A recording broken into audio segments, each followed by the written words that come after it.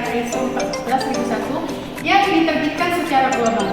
Menurut sejarah, sistem manajemen lingkungan pertama BES 7750 diterbitkan pada tahun 1992 oleh Grup BSI Organisasi Standarisasi ISO menciptakan keluarga standar ISO 14001 pada tahun 1996. Pada tahun 2004, ISO 14001 mengalami revisi dan revisi ISO 14001 saat ini diterbitkan pada bulan September tahun 2015. Intinya ISO untuk membantu bisnis dan organisasi dalam memperkuat kapasitas mereka, untuk meningkatkan kualitas lingkungan, menyediakan kemampuan dan fasilitas yang relevan, untuk mendukung kegiatan komersial dan industri, sehingga kesulitannya yang dihadapi dapat berkurang.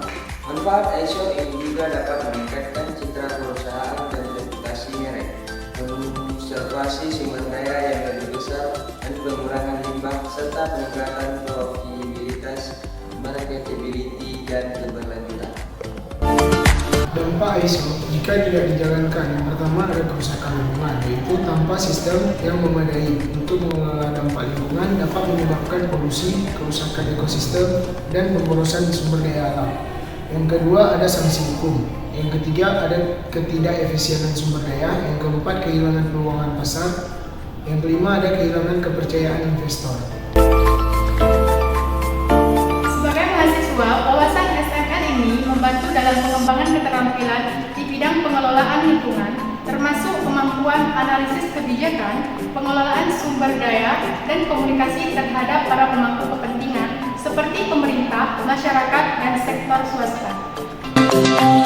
Meskipun pembakaran sampah dapat mengurangi volume limbah, tindakan ini dapat menimbulkan berbagai masalah lingkungan dan kesehatan.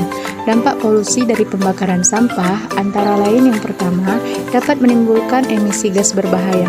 Pembakaran sampah, terutama sampah plastik dan bahan organik, menghasilkan berbagai gas berbahaya seperti karbon monoksida, dioksin, furana, dan partikel halus.